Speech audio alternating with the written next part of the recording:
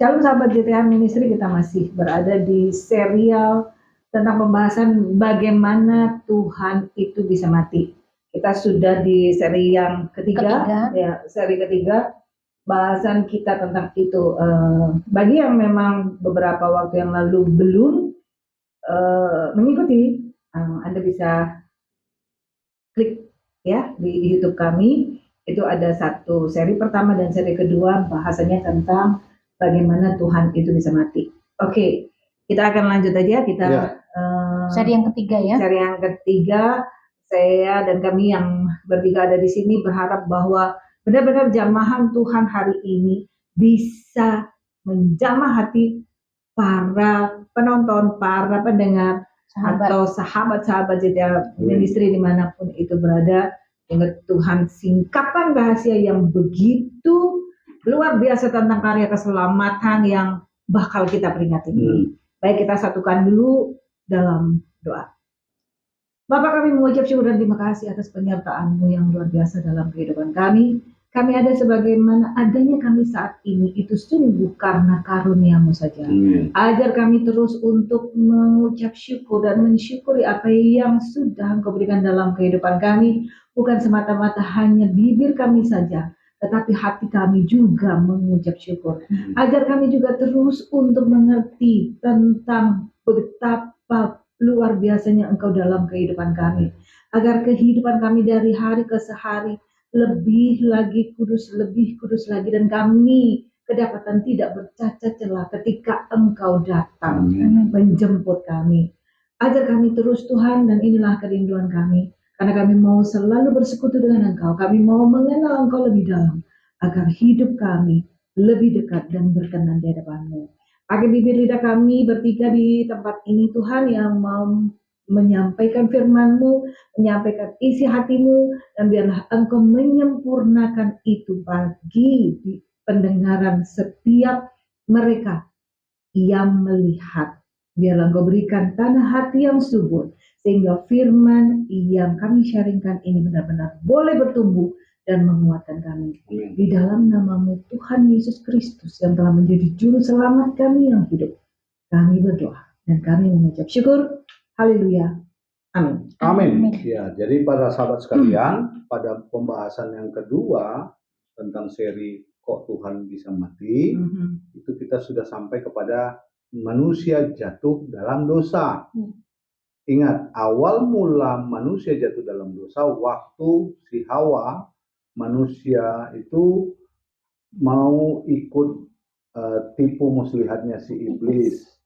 Si manusia itu meresponi apa yang ditawarkan oleh iblis. Jadi diingatkan lagi, kalau apa yang disampaikan itu tidak sesuai dengan firman Tuhan, berarti iblis sedang berusaha menipu kita. Hati-hati, sepertinya dia pakai firman, padahal itu bukan firman Tuhan. Firman yang menyesatkan ya. Sangat menyesatkan. Jangan buka celah ya. Jangan buka celah. Nah, sekarang apa efek daripada kejatuhan manusia dalam dosa? Waktu manusia jatuh dalam dosa, ada beberapa hal penting yang akan kita belajar daripadanya. Yang pertama, coba Bu Happy, Kejadian 2 ayat 25 bilang apa? Kejadian 2 ayat 25. Dilanjut yang kemarin ya. Ya. Mereka berdua, artinya Adam dan Hawa, mereka berdua telanjang manusia dan istrinya itu, tetapi mereka tidak merasa malu. Ya, ini kejadian waktu Adam dan Hawa belum jatuh dalam dosa. Mereka hidup di Taman Eden dengan kondisi tidak pakai busana. Jadi mereka tidak pakai baju, tidak pakai apapun. Telanjang seutuhnya. Tapi mereka dikatakan tidak punya rasa malu terhadap hal itu. Karena bagi mereka yang kudus, bahwa segala sesuatu yang Tuhan izinkan mereka lalui, mereka lakukan, itu di dalam kekudusan Tuhan. Tapi waktu hidup mereka itu berseberangan dengan apa yang menjadi perintah Tuhan, maka mereka jatuh dalam dosa, dan efeknya adalah Kejadian 3 ayat 7. Kejadian 3 ayat 7. Maka terbukalah mata mereka berdua. Terbuka matanya. Sebelumnya berarti tertutup. Coba lanjut. Iya. Terbuka matanya. Lalu? Dan mereka tahu bahwa mereka telanjang. Berarti sebelumnya mereka itu telanjang tapi matanya merem. Enggak juga. Atau buta. Karena penciptaan manusia itu, dari kitab Kejadian kita baca bahwa semua yang diciptakan Tuhan itu baik. Sungguh sangat baik. Sesudah manusia diciptakan, bahkan firman Tuhan berkata, maka hari itu adalah hari yang sungguh sangat baik. Artinya ciptaan Tuhan itu sempurna. Nggak mungkin lah cacat. Masa Tuhan menciptakan manusia sehingga dia merasa malu terus dibutakan matanya? Sebelumnya dia berarti buta, makanya dia nggak tahu malu. Berarti penciptaan Tuhan nggak sempurna. Karena matanya buta. Jadi ingat para sahabat, ada pendeta yang mengajarkan karena dikatakan maka terbukalah mata mereka. Lalu si pendeta bilang, oh sebelumnya itu manusia itu Adam dan Hawa itu buta. Waduh, enggak ya. Padahal sebenarnya kita perlu tahu ya bahwa di hadapan Tuhan, pada saat manusia itu belum jatuh dalam dosa, itu firman Tuhan itu adalah terang. Jadi dalam terang itu, karena mereka belum jatuh dalam dosa, semuanya itu terang, apa adanya. Mereka tidak tahu bahwa itu dosa, itu apa. Tidak ada. Karena belum ada dosa saat itu. Dan waktu dikatakan buah yang mereka makan adalah buah pengetahuan yang baik dan yang jahat. Inilah yang membuka pikiran mereka. Bahwa mereka tadinya nggak tahu kalau telanjang itu sesuatu yang tidak baik, yang memalukan. Tapi sesudah mereka makan buah pengetahuan yang baik dan yang jahat tadi, mereka akhirnya jadi sadar. Lalu dikatakan bahwa mereka telanjang, lalu menyematkan daun pohon ara dan membuat cawan. Ini sampai yang minggu lalu ya. Si Adam dan Hawa berusaha menutupi kemaluannya, berusaha menutupi dosanya, tapi tidak bisa. Tidak akan mungkin ada manusia yang bisa menutupi dosanya dengan perbuatan apapun itu. Perbuatannya sendiri nggak mungkin. Karena tidak akan pernah bisa kita melakukan sesuatu untuk menghapus dosa. Ini harus dicatat kembali. Ini karena ini berhubungan dengan peringatan nanti ya, Pastor James ya. Jumat Agung. Lalu efek daripada sesudah Adam dan Hawa jatuh dalam dosa, ini yang paling utama. Ayatnya kepada si Adam, ayat yang ke-17.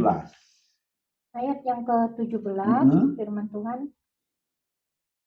Lalu firman Tuhan kepada manusia itu, karena engkau mendengar perkataan istrimu dan memakan dari buah pohon yang telah kuperintahkan kepadamu, jangan makan daripadanya, maka terkutuklah tanah. Apa? Terkutuklah tanah. Terkutuklah tanah. Karena engkau. Ingat bahwa sesi pertama, bagaimana Tuhan membentuk manusia dari debu dan tanah.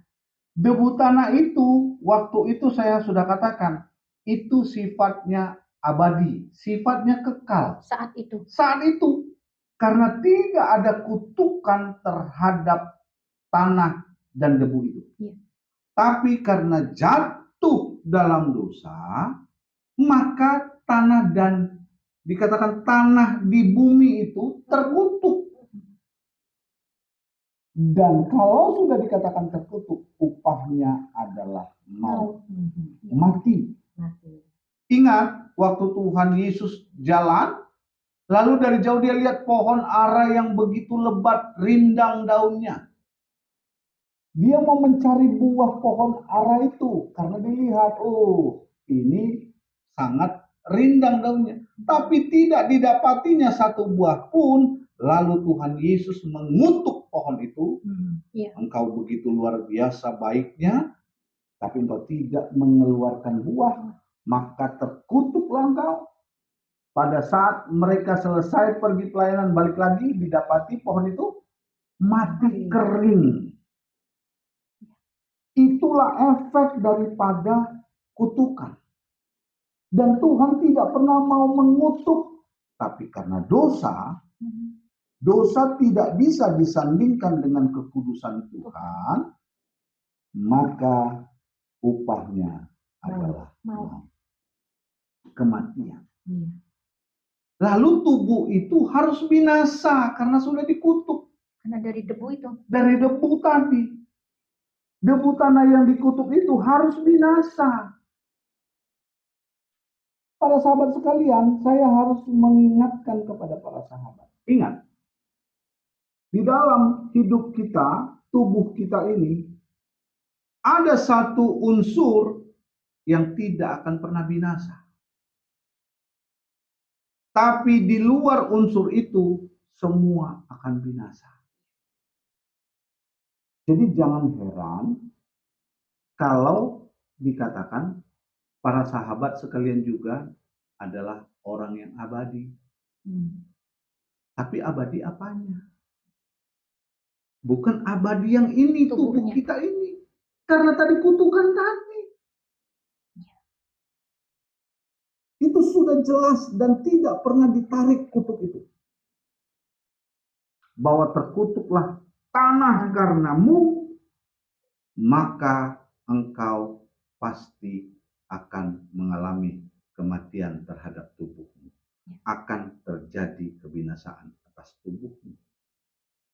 Dan Tuhan tidak masalah terhadap itu. Karena yang Tuhan konsentrasikan, yang Tuhan utamakan bukan masalah tubuh jasmani kita ini. Sejak kita jatuh dalam dosa, Tuhan sudah tidak memperhitungkan badan jasmani kita. Ya? Makanya tubuh kita ini akan mengalami yang namanya penurunan, sakit penyakit. Sesudah jatuh dalam dosa terjadilah adalah sakit apa, ada kena kanker, ada kena tumor, ada kena flu, virus apa kemarin tuh, COVID, segala macam. Itu juga yang mengakibatkan bisa ada kecacatan karena dosa. Karena tubuh kita memang dibentuk dari debu dan tanah yang sudah dikatakan terkutuk. Inilah yang sangat-sangat luar biasa yang harus kita pahami. Bahwa Tuhan tidak mau menyelamatkan tubuh kita ini. Karena tidak perlu diselamatkan. Dan Tuhan nggak mungkin mengingkari janjinya, itu kutuk itu terpaksa. Iya, harus terjadi. Jadi karena sudah jatuh dalam dosa, maka tanah dikutuk. Tubuh jasmani kita dikutuk karena berasal dari tanah. Tapi nggak usah kita menjadi takut, tidak usah kita menjadi tawar hati, karena siapapun yang namanya manusia yang datang ke dunia ini pasti akan mengalami kebinasaan terhadap tubuhnya. Jadi udah mulai semakin ngerti ya. Dikatakan nanti semakin kita membawa kepada para sahabat semakin paham. Oh iya, oh yang dimaksud itu ternyata itu toh. Tuhan yang mati itu toh. Jadi dengan kita memahami itu, maka kita akan menjaga sesuatu dari tubuh kita ini yang akan kekal. Dari hidup kita ini. Ingat, bukan tubuh yang ini nih. Yang ganteng ini, yang cantik ini. Bukan yang ini. Enggak. Gak usah kau terlalu rawat. Oh, dirawat boleh. Tapi jangan terlalu kau rawat. Kau kasih nanti pemutih. Kau minumlah itu yang buat pemutih kain biar putih. Operasi. Kau operasi. Jangan lagi kau operasi dengan plastik. Operasi baja biar awet. Jadi kayak motor tank itu. Nanti yang gede dikecilin, yang kecil digedein. Nah, karena tadi manusia jatuh dalam dosa dan terjadi yang namanya kebinasaan bagi tubuh itu. Ada satu hal yang Tuhan lakukan. Tadi mereka coba menutupi kemaluan mereka. Mereka coba menutupi kesalahan mereka. Mereka coba mencari keselamatan dengan perbuatan mereka. Tapi firman Tuhan jelas katakan, perbuatan baik kita itu seperti kain kotor di hadapan Tuhan. tidak akan pernah bisa menghapus dosa, Semua dosa-dosa Iya. kita. tidak akan pernah bisa menutupi pelanggaran kita di mata Tuhan. Yes. Lalu Tuhan ambil tindakan Mhm. karena harus dari pihak Tuhan supaya manusia itu boleh sampai kepada kesempurnaan. Apa yang Tuhan lakukan? Amin. Hmm. Ayat 21. Kejadian 3 ayat 21. Dan Tuhan membuat pakaian dari kulit binatang untuk manusia dan untuk istrinya itu, lalu mengenakannya kepada mereka. Inilah Tuhan yang penuh kasih tadi. Adam dan Hawa berusaha coba bikin pakaian dari daun pohon ara, tapi nggak bisa. Di mata Tuhan itu tetap tidak mungkin menutupi kecacatanmu, menutupi dosamu. Lalu Tuhan lakukan. Tuhan itu mengorbankan hewan. Dan dikatakan ada kulit yang diambil dan dibuat jadi pakaian. Sesudah jadi pakaian itu, lalu dipakaikan kepada si manusia. Bukan manusianya yang memakai, tapi dipakaikan. Karena kembali lagi tidak akan pernah bisa manusia itu menutupin kesalahannya, kemaluannya. Iya. Hanya Tuhan yang bisa melakukan itu. Jadi disitulah hal yang paling luar biasa. Tuhan ambil tindakan yang tidak akan pernah bisa dilakukan oleh manusia, yaitu memberikan pengampunan. Iya. Jadi Kejadian 3 ayat 21 ini persis cocok ya dengan saat-saat kita akan memperingati tentang kematian Tuhan. Iya. Itu nanti. Tapi kita lanjut sedikit. Ayat 22-nya bilang apa? Firman Tuhan, sesungguhnya manusia itu telah menjadi seperti salah satu dari kita. Jadi seperti salah satu, ingat itu. Hai para sahabat, kalau engkau di gerejanya Oneness, firman Tuhan berkata begitu. Tuhan berfirman begini, sesungguhnya manusia itu telah menjadi seperti salah satu dari kita. Dari kita itu siapa? Dari Tuhan, salah satu. Berarti ada lebih daripada satu pribadi di dalam kesatuan itu. Dan salah satunya itu siapa? Itu mungkin kita harus kembali lagi ke episode yang pertama ya, Pastor James, tentang memperingati kematian Tuhan Yesus ini. Bahwa Tuhan bilang apa? Baiklah kita. Baiklah kita. Menjadikan manusia itu segambar dan serupa. Ini baru terjawab lagi. Dikatakan di sini menjadi seperti salah satu dari kita. Yang tahu tentang yang baik dan yang jahat. Salah satu dari pribadi Tuhan itu yang mana? Yang mana? Yang pasti yang turun seperti manusia. Turun sebagai manusia. Sehingga kita ini segambar dan serupa dengan Yesus. Sudah dapat jawabannya satu. Amin. Makanya kenapa Tuhan Yesus harus mati? Yes, kenapa dia harus datang dalam wujud bayi seperti manusia kebanyakan? Kenapa dia harus dibesarkan di dalam keluarga seperti manusia kebanyakan? Tapi yang luar biasa bukan di situ. Kalau dikatakan masa manusia jadi Tuhan jadi manusia, Tuhan itu bisa jadi apa saja. Iya. Sekarang terserah dia. Yang aneh itu kalau Tuhan tidak bisa jadi apa-apa. Berarti Tuhan dibatasi. Kalau nggak bisa apa-apa. Lah, yang hebatnya Tuhan itu datang sebagai manusia. Mengambil wujud sebagai manusia dan lahir di kandang domba, dikatakan begitu. Dia bisa lahir dalam kerajaan, bisa. Atau dia juga bisa datang satu ketika kelak nanti. Dia akan datang dengan segala kemuliaan. Bukan. Dia akan datang dengan segala kemuliaan. Dan di situ sudah terlambat kalau mau bertobat. Jadi kalau mau bertobat ya sekarang ini, bertobatlah sekarang.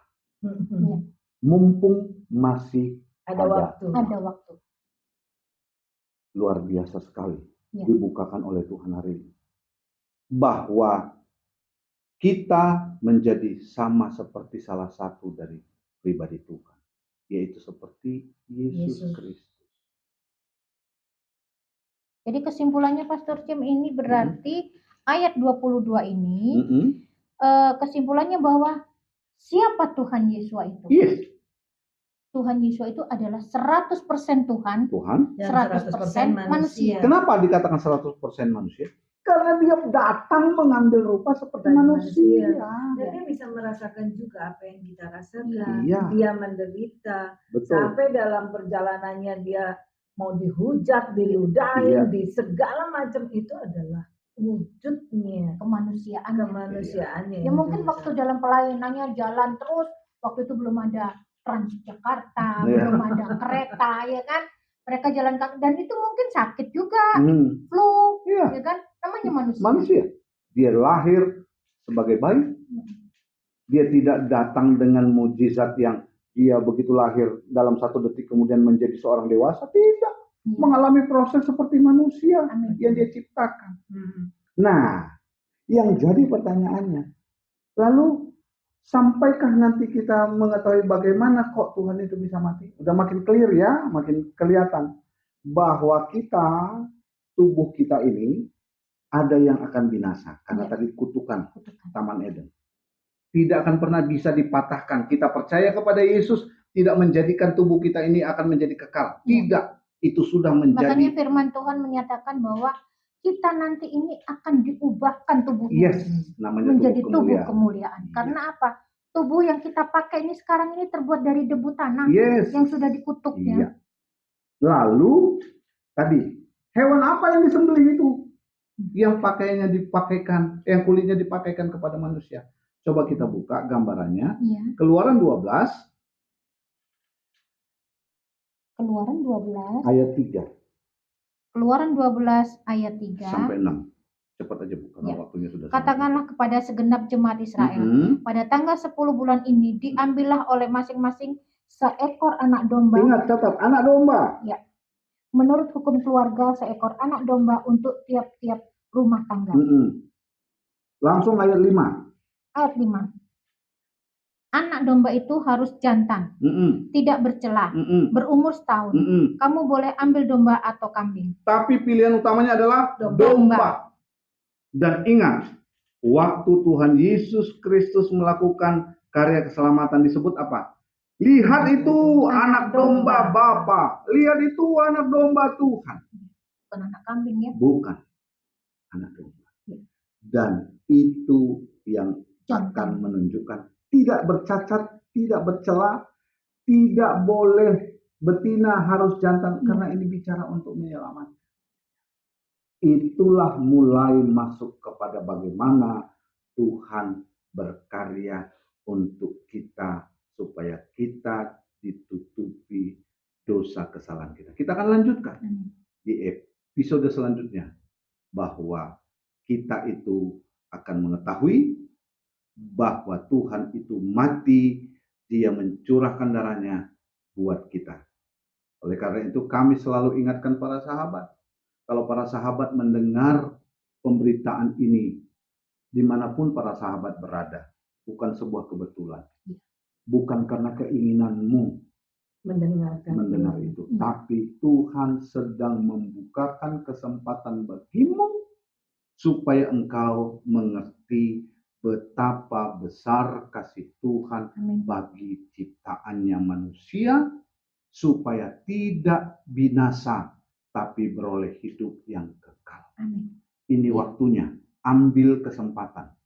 Segera mau menerima Yesus Kristus sebagai Tuhan dan Juru Selamat hidupmu, agar tidak terjadi kebinasaan kekal. Nanti kita akan bicarakan. Dan itu keselamatan itu tidak bisa kita kerjakan sendiri. Tidak akan pernah bisa. Satu-satunya hanya melalui Tuhan. Kembali lagi catat, ada yang kata-kata kematian, ada kebinasaan. Nanti kita akan bahas itu. Jadi yang pertama, terima Tuhan Yesus sebagai Tuhan dan Juru Selamat hidupmu. Lalu sesudah itu, hiduplah seturut dengan kebenaran firman Tuhan yang akan terus memimpin, membimbing engkau menuju kepada segala kebenaran Tuhan. Dan engkau akan melihat bagaimana Tuhan menolong, Tuhan memproteksi, dan Tuhan menjaga, melindungimu sampai kepada ujungnya nanti kita ketemu dengan yang menebus kita. Kita bersatu dengan Dia dalam pesta perkawinan anak domba. Kita lanjutkan kembali nanti di episode selanjutnya. Tuhan kok bisa mati. Dan mungkin Tuhan harus mati ya. Kalau Tuhan tidak mati, kita Siapa mau tidak menyelamatkan akan kita? selamat.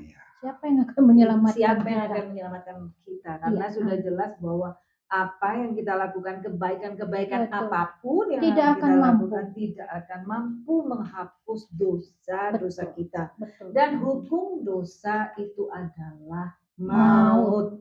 Sudah jelas.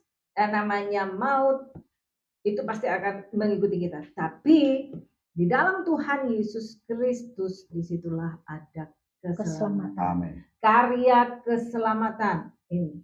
Enggak ada orang kita pasti akan ngomong karya biasa. Enggak ada. Tapi istilah karya keselamatan itu hanya Tuhan Yesus Kristus. Amin. Ya. Oke. Kita doakan dulu supaya firman ini bisa dipahami, dimengerti, dan menjadi bagian dari kehidupan kita, terutama mereka-mereka yang masih bertanya-tanya, siapa Tuhan Yesus itu? Lalu kenapa Tuhan Yesus itu mati? Ikuti semuanya ini, maka Anda akan melihat bahwa kebenaran demi kebenaran akan disingkapkan di situ. Pastor James, silakan. Ya, mari kita bersatu dalam doa. Kembali kami datang mengucap syukur kepadamu ya Bapa, buat kasih setiamu yang tiada berkesudahan dalam hidup kami. Hari ini Tuhan, kami kembali diajar oleh firman-Mu bahwa sesudah manusia jatuh dalam dosa, tidak pernah bisa manusia itu menyelamatkan dirinya kembali. Oleh karena itu Tuhan, Engkaulah yang memberikan jaminan keselamatan. Engkaulah yang memberikan penebusan untuk setiap dosa kesalahan kami. Oleh karena itu Bapak yang baik, setiap pendengar CTH Ministry yang hari ini mendengarkan siaran ini ya Bapa, mari Tuhan Engkau yang menjamah hati dan pikiran mereka. Biarlah Engkau berbelas kasihan ya Roh Kudus, menjamah, supaya sungguh-sungguh mereka melembutkan hati mau menerima Engkau, supaya tidak terjadi kebinasaan kekal ya Bapa. Tolong setiap mereka Tuhan, apapun yang hari ini mereka alami, masalah persoalan yang Tuhan izinkan, Engkau yang menjadi jawaban dalam hidup mereka. Jamah mereka Bapak. Kami tidak bisa menjangkau mereka, kuasa-Mu sanggup menjangkau mereka. Kami tidak bisa melawat mereka, Engkau sanggup melawat mereka dengan kuat kuasa. Biarlah terjadi semuanya itu Tuhan, seturut dengan rencana. Terima kasih Bapak yang baik, persekutukan kembali kami dalam acara-acara selanjutnya untuk kami semakin hari, semakin mengerti Engkau, semakin mengerti keinginan-Mu, dan semakin diberkati oleh Tuhan. Dalam nama Bapa, Putra, dan Roh Kudus, dalam nama Tuhan Yesus Kristus kami mengucap syukur. Haleluya. Amin. Amin. Oke. Sampai ketemu lagi di episode berikutnya. Tuhan Shalom, Tuhan Yesus memberkati.